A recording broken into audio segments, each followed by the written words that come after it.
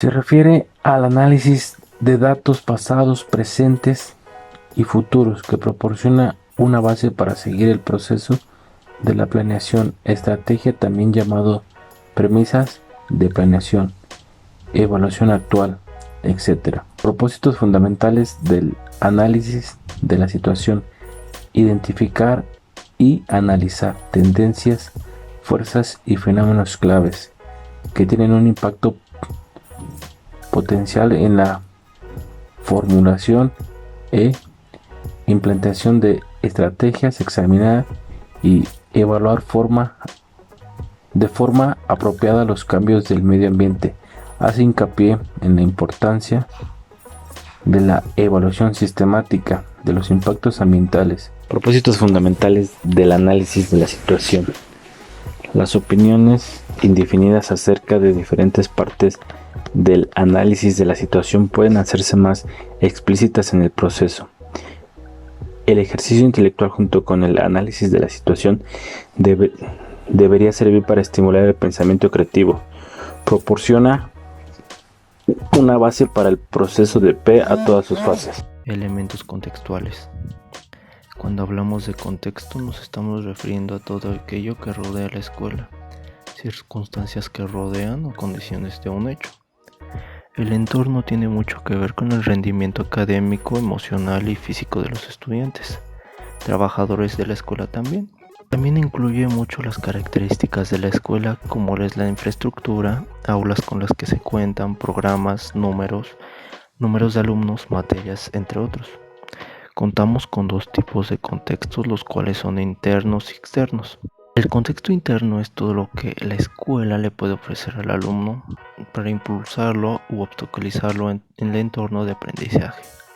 Estas características pueden ser tipos de escuela, servicios con los que cuentan, como lo puede ser la luz, el agua, el internet, transporte, entre otros. Recursos que ofrece también organización escolar, infraestructura, apoyo psicopedagógico, enfermería, biblioteca, centros de cómputo, área deportiva, área de comedores, auditorios, áreas verdes, cantidad de alumnos, becas. Mientras que en el contexto externo es todo lo que la comunidad, sector o ciudad le ofrece al alumno, que puede ayudarlo o que bien puede perjudicarlo en el entorno de su aprendizaje. Las características que pueden ser son el rol de los padres, nivel socioeconómico, libertad religiosa, libertad lingüística, ubicación geográfica de la comunidad o de la ciudad donde vive. Problemas sociales, donde puede ser violencia, drogadicción, alcoholismo, pandillerismo, entre otros. Servicios de salud, servicios de comunicación, como lo puede ser teléfono e internet.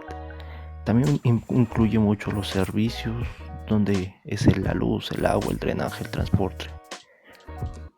Algunos espacios recreativos como canchas públicas, parques, etc. Y también obviamente lo que es la seguridad. ¿Para qué considerar el contexto escolar? Bueno, el contexto escolar sirve para distinguir las fortalezas, oportunidades, debilidades y amenazas con las que se cuenta en la escuela. Nos muestra la situación en la que nos encontramos interna y externamente, que puede afectar el desempeño académico, por lo que debemos incluir en los aspectos en nuestra planeación y su secuencia didáctica. Para garantizar el aprendizaje, se acorde a las condiciones sociales, económicas, familiares, culturales, religiosas, en las que nosotros laboremos. A continuación veremos los elementos normativos. La clasificación propuesta de los ordenamientos vigentes relacionados directa o indirectamente con la educación pública mexicana comprende para el ámbito federal los siguientes ordenamientos específicos. Número 1. Normas constitucionales. Aquí tenemos dos aspectos, los que son directamente relacionadas con la función educativa y los que son indirectamente relacionadas con la función educativa. Las que están directamente relacionadas son los casos de los artículos constitucionales, como el tercero, el artículo 31, el 73, fracción 25, el artículo 123, fracción 12 y el artículo 130, los que son indirectamente relacionados con la función educativa, pero cuya aplicación reglamentaria tiene una intervención importante en la planificación y administración del sector educativo público, son los artículos 25, 26, 89, 90 y 123. Número 2. Las normas sustantivas de la educación. En este grupo, aquellos ordenamientos que regulan directamente la función educativa pública, como es el caso de la Ley Federal de Educación, la Ley para la Coordinación de la Educación Superior, la Ley Nacional de Educación para Adultos, la Ley del Ahorro Escolar y el Reglamento de la Ley del Ahorro Escolar. Número 3. Las leyes orgánicas y decretos que crean instituciones educativas. Tenemos a la Ley Orgánica de la UNAM, la Ley Orgánica de la UAM, la Ley Orgánica del Instituto Politécnico Nacional, la ley que crea la Universidad Autónoma de Chapingo y la Ley Orgánica del Instituto Nacional de Antropología e Historia. Número 4. La Administración Pública de la Educación y Organización y Descentralización. Aquí contamos con la Ley Orgánica de la Administración Pública Federal, el Reglamento Interior de la SEP, el Decreto Presidencial sobre la Programación de la Descentralización Administrativa y el decreto que establece los lineamientos a que se ajustarán las acciones de descentralización de los servicios federales de educación básica y normal. Número 5. La planeación, programación y presupuestación. Si bien se trata de ordenamientos que no están destinados ni exclusiva ni expresamente al sector educativo, este en tanto parte que íntegramente de la Administración Pública Federal, está sujeto a las disposiciones siguientes, cuyo conocimiento es indispensable para los planificadores y administradores de la educación. Aquí contamos con la Ley de Planeación, la Ley de Presupuesto, Contabilidad y Gasto Público y el Reglamento de la Ley de Presupuesto, Contabilidad y Gasto Público. Número 6. El patrimonio. Las obras públicas, las adquisiciones y arrendamientos. Al igual que el caso anterior, no se trata de ordenamientos explícitos o exclusivamente destinados al sector educativo, pero necesarios para la gestión de su patrimonio. Aquí tenemos en cuenta lo que es la Ley de Obras Públicas, la Ley General de Bienes Nacionales y la Ley de Adquisiciones y Arrendamientos. Número 8. Otras actividades controladas administrativamente por el sector educativo federal. Incluimos en este grupo, se incluye dentro del grupo, ordenamientos que regulan otras actividades que las tradicionales, consideradas propias de la función educativa, pero que están controladas administrativamente por el sector educativo federal. Y aquí contamos con la Ley sobre el escudo, la bandera y el himno nacional, la Ley Federal sobre monumentos y zonas arqueológicas, artísticas e históricas. Y por último, la Ley reglamentaria del artículo 5 constitucional. Número 9. Los lineamientos de la política educativa pública. Puesto que en los términos de la Ley de Planeación deberá ser abordado el inicio de cada sexenio un Plan Nacional de Desarrollo con sus programas correspondientes, tanto sectoriales, regionales, especiales. Es indispensable señalar tales documentos como parte fundamental del marco normativo de la educación pública en México, como es el caso del Plan Nacional de Desarrollo y el Programa Nacional de Educación, Cultura, Recreación y Deporte. Establecimiento de objetivos o metas. Implica seguir una metodología lógica que contemple algunos aspectos importantes para que los objetivos reúnan algunas de las características señaladas. Para establecer objetivos tenemos que tomar en cuenta dos situaciones. La primera es la escala de prioridades para definir objetivos. Para llegar a esto es necesario establecer escalas de prioridad para ubicar a los objetivos en un orden de cumplimiento de acuerdo a su importancia o urgencia. y la identificación de estándares. Esta será a través del establecimiento de estándares de medida que permitan definir en forma detallada lo que el objetivo desea lograr, en qué tiempo y si es posible y a qué costo. Los estándares constituirán medidas de control para determinar si los objetivos se han cumplido o vienen cumpliéndose y si es necesario modificarlos o no. Existen diferentes tipos de objetivos. De acuerdo con la naturaleza de la organización, podemos identificar objetivos con o sin ánimo de lucro. Según el alcance en el tiempo, podemos definir los objetivos en generales a largo plazo, el táctico o mediano plazo y el operacional o corto plazo. Se entiende el objetivo a largo plazo como una especificación en los objetivos. Son notablemente más especulativos para los años distantes que para el futuro inmediato. Los objetivos de largo plazo son llamados también los objetivos estratégicos en una empresa.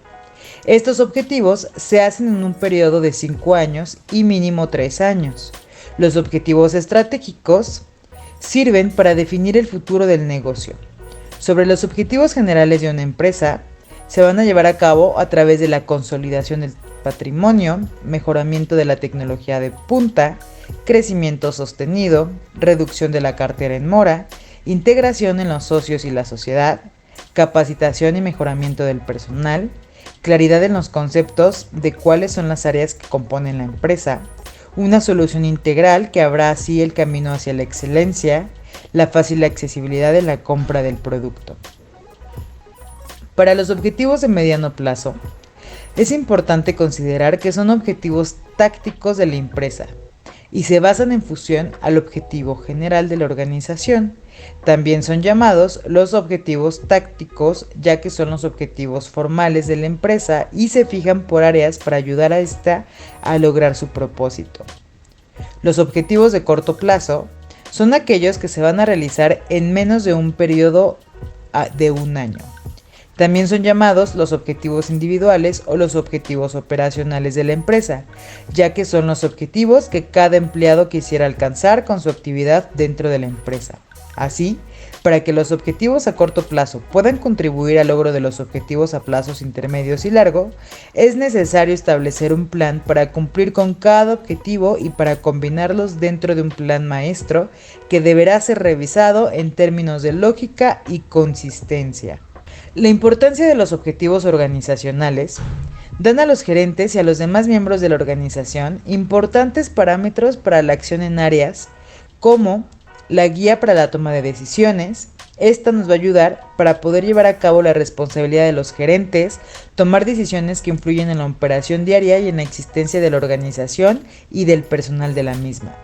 Una vez que los gerentes formulan los objetivos organizacionales, saben en qué dirección deben apuntar. Su responsabilidad se convierte en tomar las decisiones que lleven a la empresa hacia el logro de sus objetivos. Otro parámetro es la guía para la eficiencia de la organización, dado que la ineficiencia se convierte en un costoso desperdicio del esfuerzo humano y de los recursos. Los gerentes luchan por aumentar la eficiencia de la organización cuando sea posible. La eficiencia se define en términos de la calidad total del esfuerzo humano y de recursos que una empresa invierte para alcanzar sus objetivos. Por lo tanto, antes de que pueda mejorar la eficiencia de una empresa, los gerentes deben lograr una clara comprensión de los objetivos organizacionales. Solo entonces, los gerentes podrán utilizar los recursos limitados a su disposición tan eficientemente como les es posible.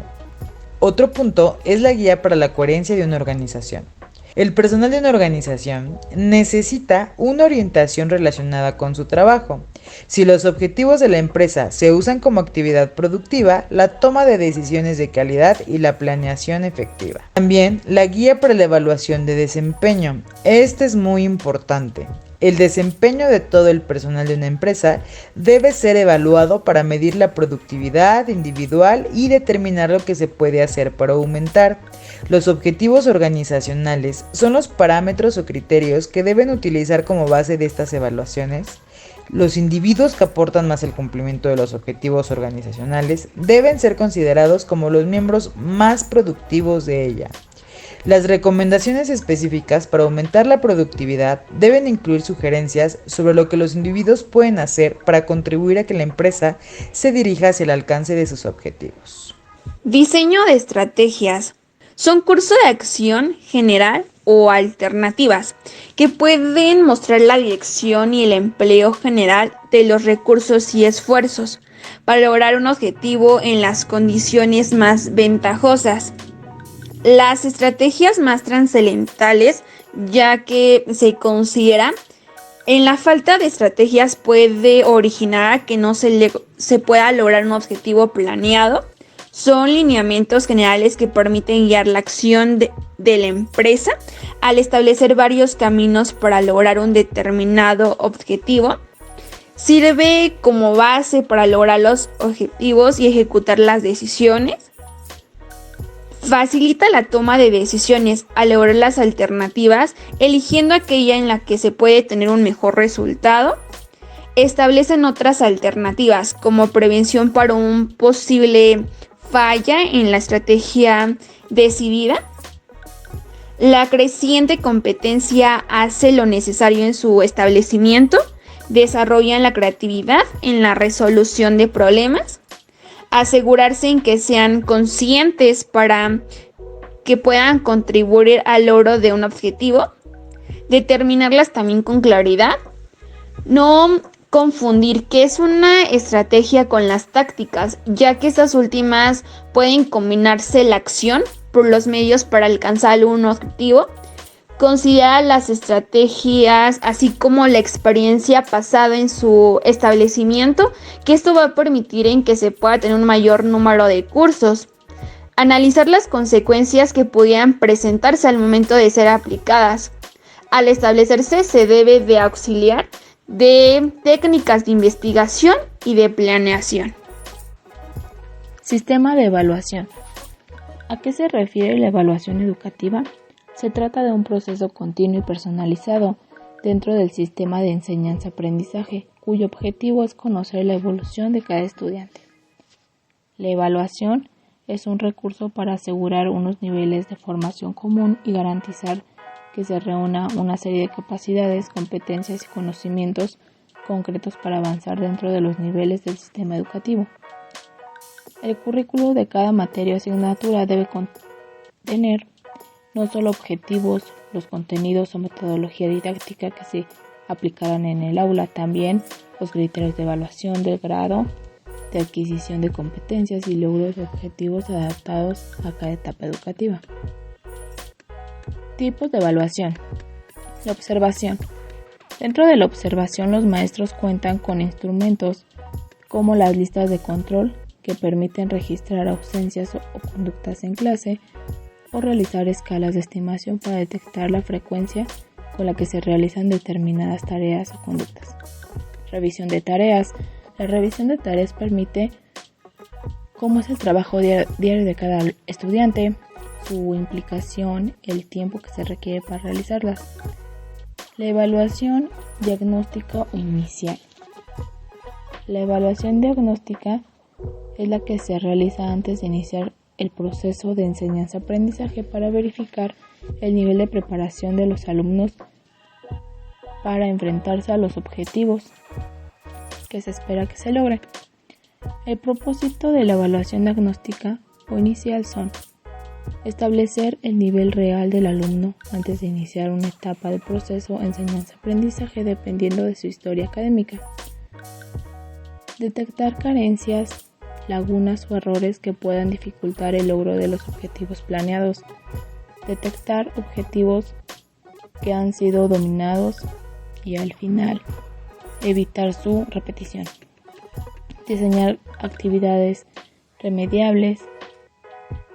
Dar elementos para plantear objetivamente ajustes o modificaciones en el programa y establecer metas razonables a fin de emitir juicios de valor sobre los logros escolares y con todo ello poder adecuar el tratamiento pedagógico a las características y peculiaridades de los alumnos. Evaluación formativa continua. El objetivo es monitorear el aprendizaje del estudiante para proporcionar retroalimentación.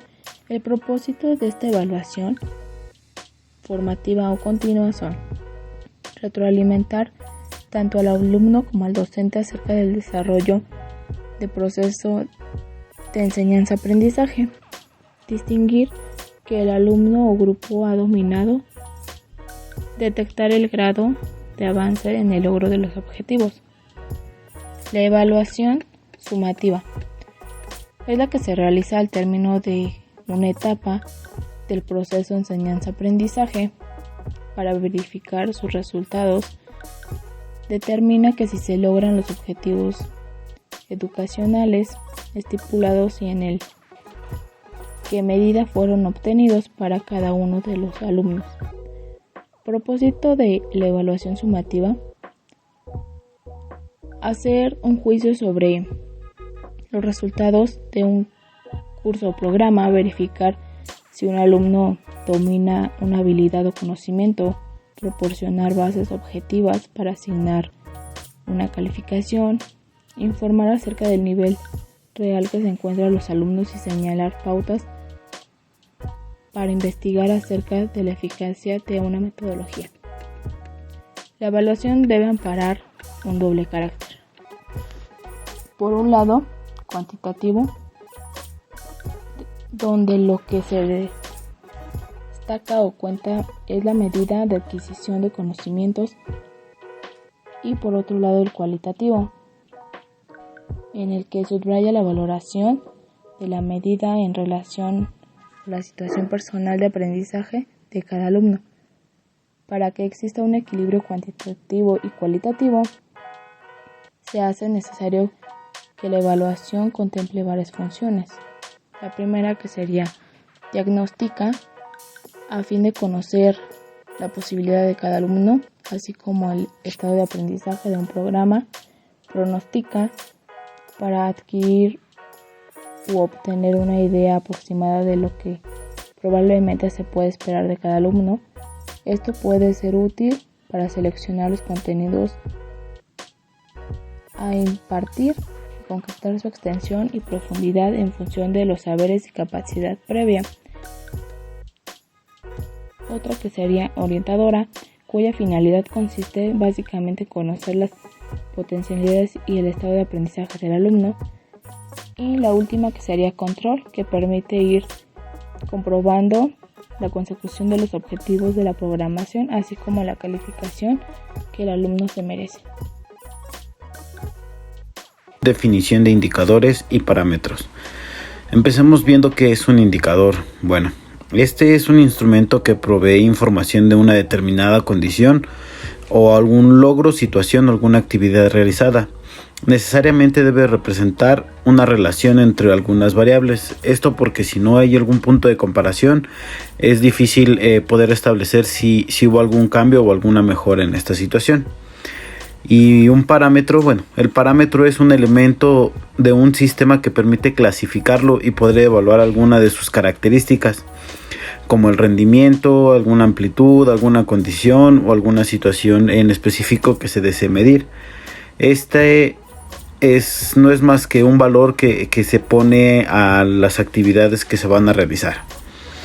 Bueno, pues ya viendo lo que es un indicador y un parámetro, podemos ver que todo lo que nosotros realizamos, cualquier tipo de actividad, se convierte en un dato o en algún indicador que nos permite hacer mediciones de manera objetiva para poder hacer la evaluación de algún proceso o alguna actividad a realizar, para poderle ver la evolución que va teniendo esta actividad que nosotros estamos realizando, ¿no?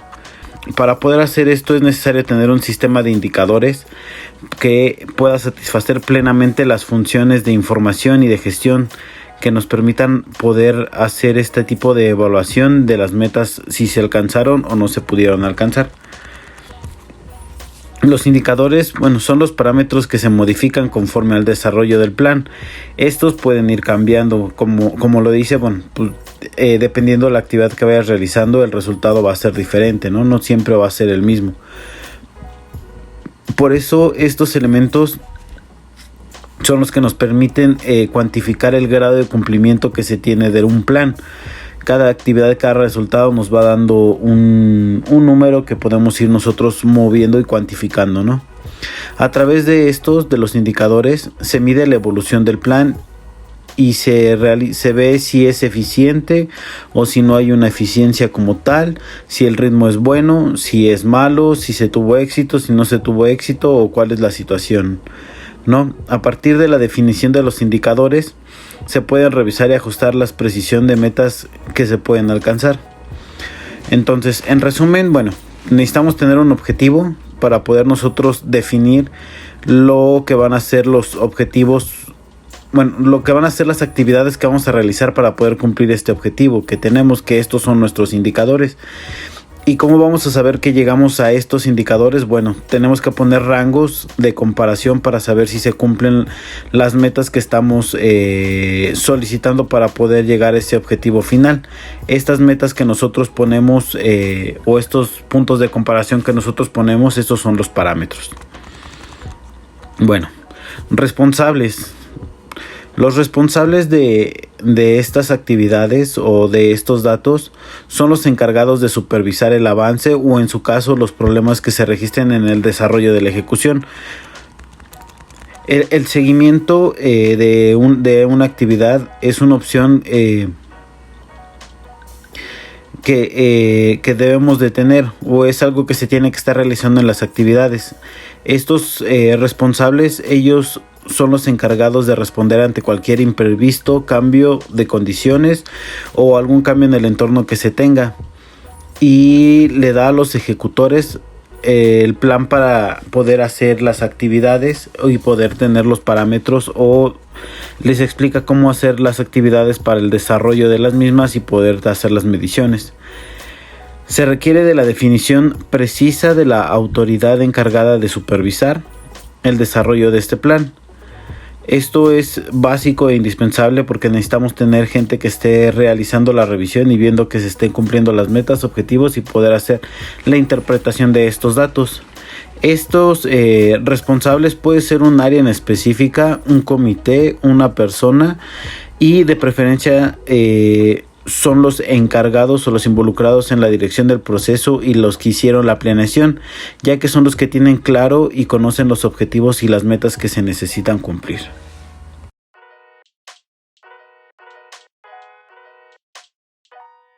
En el aspecto educativo, los instrumentos de evaluación están considerados como las herramientas básicas que un docente utiliza para obtener resultados del proceso de enseñanza-aprendizaje de sus estudiantes. Los instrumentos se constituyen en una parte fundamental del proceso educativo, por lo cual se obtendrá información y datos de cada uno de los estudiantes. Es la razón por la que los profesores deben poner especial énfasis al momento de escoger y utilizar los instrumentos, ya que de ello depende la veracidad de los datos que se obtengan. A continuación mencionaremos algunos de estos instrumentos.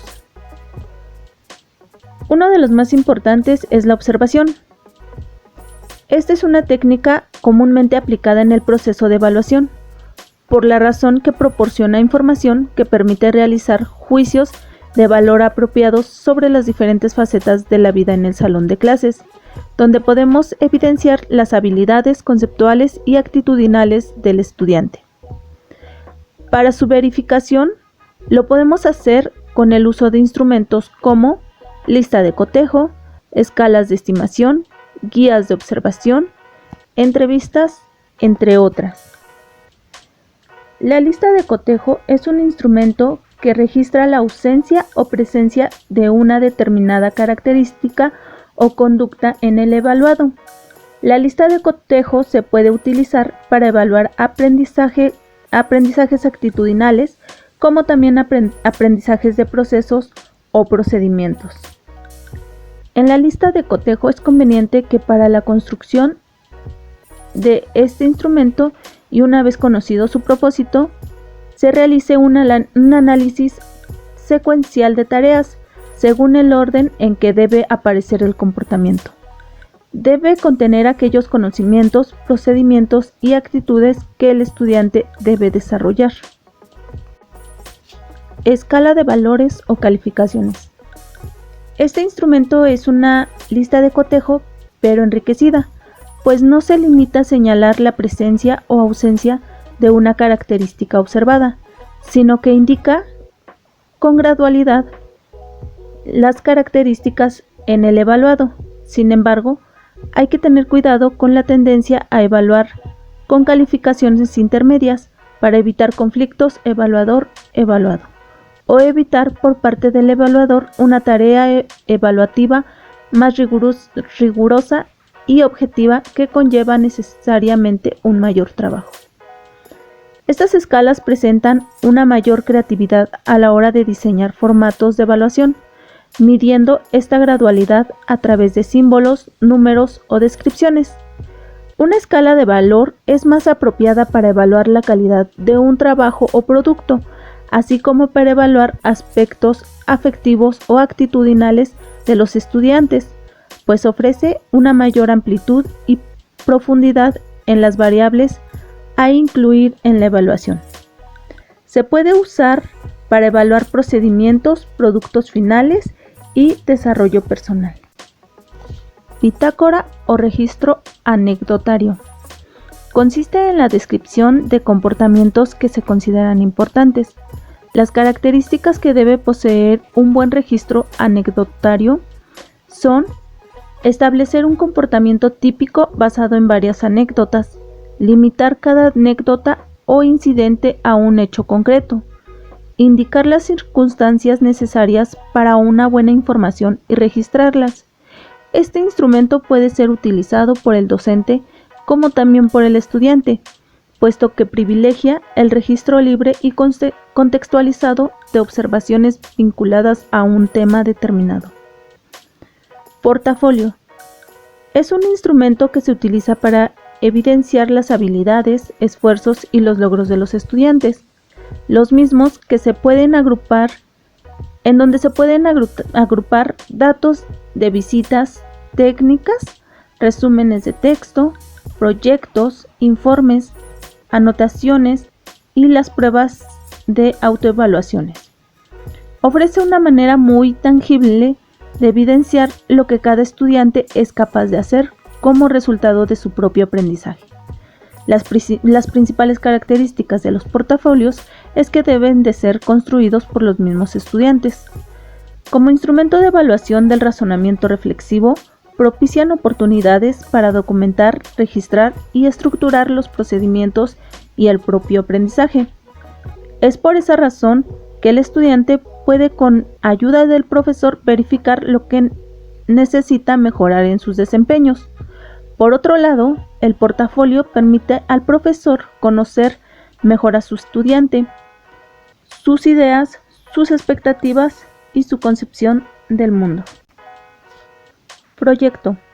El proyecto es un instrumento útil para evaluar el aprendizaje de los alumnos, una vez que permite verificar las capacidades de representar objetivos que deben ser alcanzados, caracterizar propiedades de lo que será trabajado, anticipar resultados intermedios y finales, escoger estrategias más adecuadas para la resolución de un problema, ejecutar las acciones para alcanzar procesos o resultados específicos, evaluar condiciones para la solución de problema y seguir criterios preestablecidos. El proyecto puede ser individual o en equipo. En los proyectos en equipo, además de las capacidades ya descritas, se puede verificar, por ejemplo, la presencia de algunas actitudes tales como respeto, capacidad de oír, tomar decisiones en conjunto, solidaridad, etc.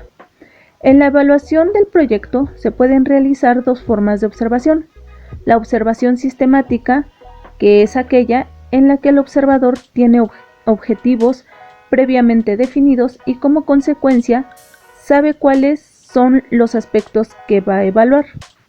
Y la evaluación asistemática, que es aquella que se refiere a las experiencias casuales, llevando al observador a registrar el mayor número posible de información sin correlacionarlas previamente con objetivos claros y definidos. La entrevista es un recurso a través del cual se obtiene información y consiste en la comunicación entre el docente y el estudiante. Las entrevistas deben ser previamente planificadas. Se debe desarrollar en un ambiente de tolerancia, dando libertad al estudiante. Puede tener una duración de 30 minutos hasta 1 hora dependiendo del tema. Las entrevistas son el canal directo mediante el cual el docente recibe datos e información sobre el estudiante. Análisis de solución de casos. Es un proceso desencadenador del pensamiento de un proceso de pensar, donde se estimula la duda para emplear la evaluación mediante casos. Es necesario que se produzca un ambiente constructivista de aprendizaje. Las estrategias a seguir para analizar y solucionar los casos son las siguientes: analizar un caso escrito o en un video, describir los problemas presentados, dar solución al caso y explicar el procedimiento que realizó para encontrar la solución. Por último, se encuentran las pruebas. Dentro de las pruebas existen las pruebas de ensayo, que son instrumentos de evaluación que permiten conocer cuáles son las habilidades y debilidades de los estudiantes. Las destrezas que se pueden lograr es generar ideas, elaborar esquemas, lograr una secuencia lógica en la escritura, entre otros. Las pruebas orales es en donde el docente formula una serie de preguntas que el alumno debe contestar, donde se puede evaluar la capacidad del estudiante para contestar preguntas difíciles. Las pruebas de ejecución, en estas se usa para evaluar los trabajos prácticos o de aplicación, para los cuales se pueden hacer, manejar aparatos, pintar, moldear, hacer cuadros, etc. Podemos evaluar la capacidad de utilizar el tiempo, aseo, originalidad, manejo de material, entre otros.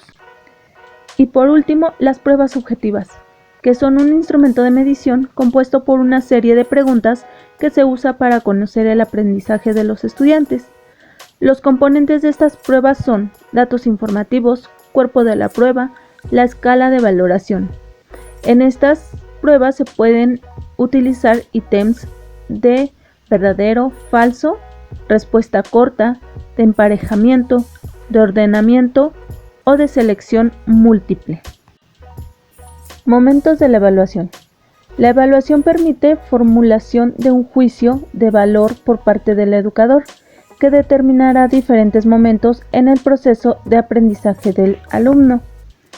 Aquí, estos momentos se encuentran divididos en 3: evaluación diagnóstica, sumativa y de resultado. La evaluación diagnóstica demostrará los saberes previos del educando. Aquí se pueden utilizar fichas de registro, entrevistas, entre otras. La evaluación formativa dará indicios de sus progresos o deficiencias, y finalmente la evaluación sumativa será una acreditación del grado o nivel que el estudiante alcanzó en los objetivos planteados.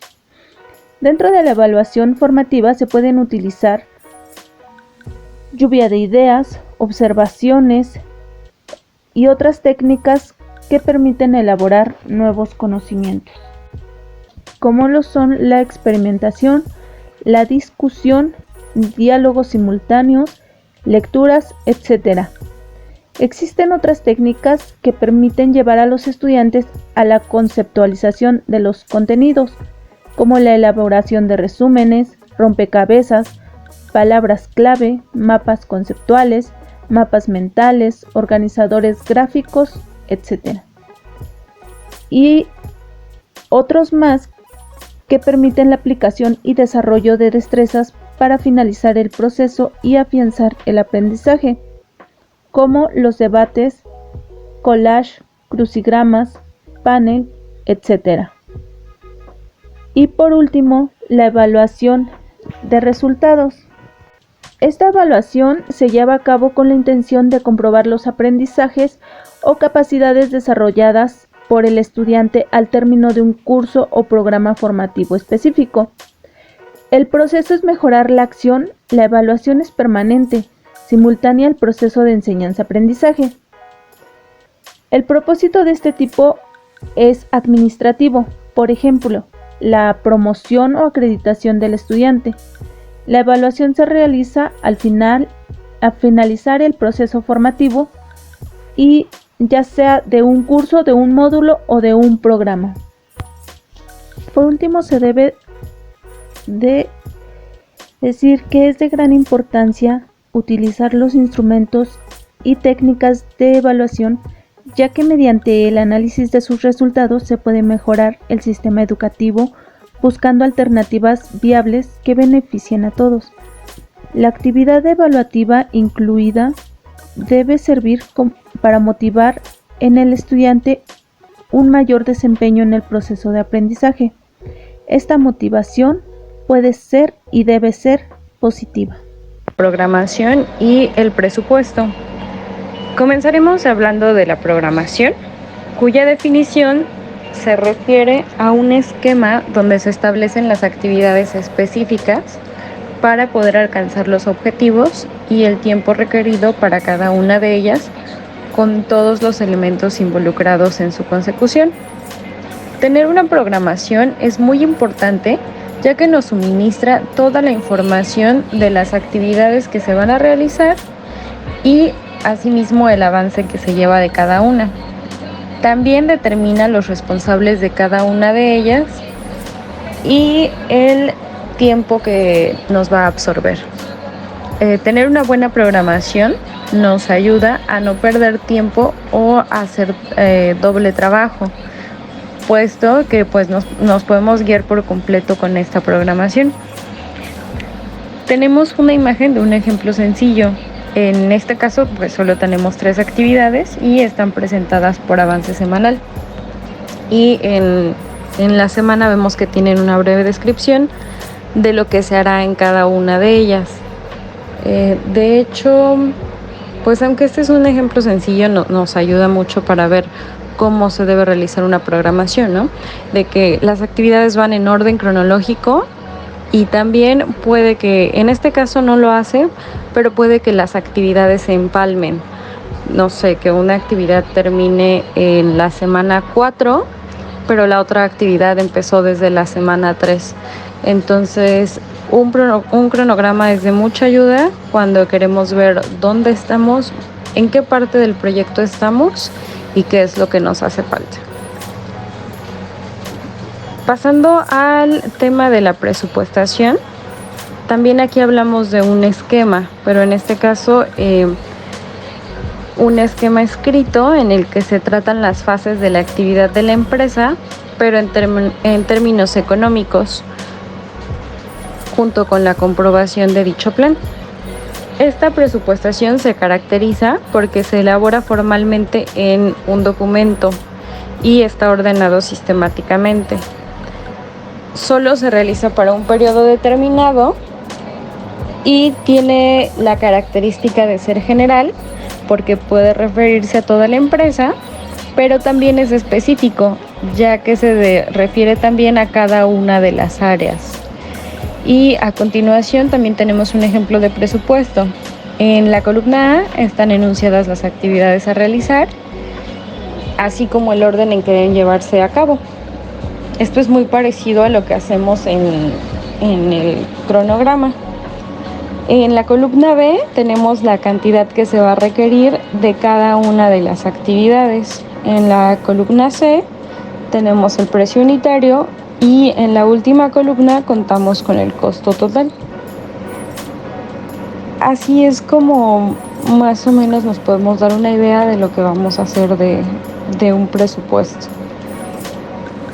Y pues por mi parte sería todo. Espero que les haya quedado claro el tema y gracias por su atención.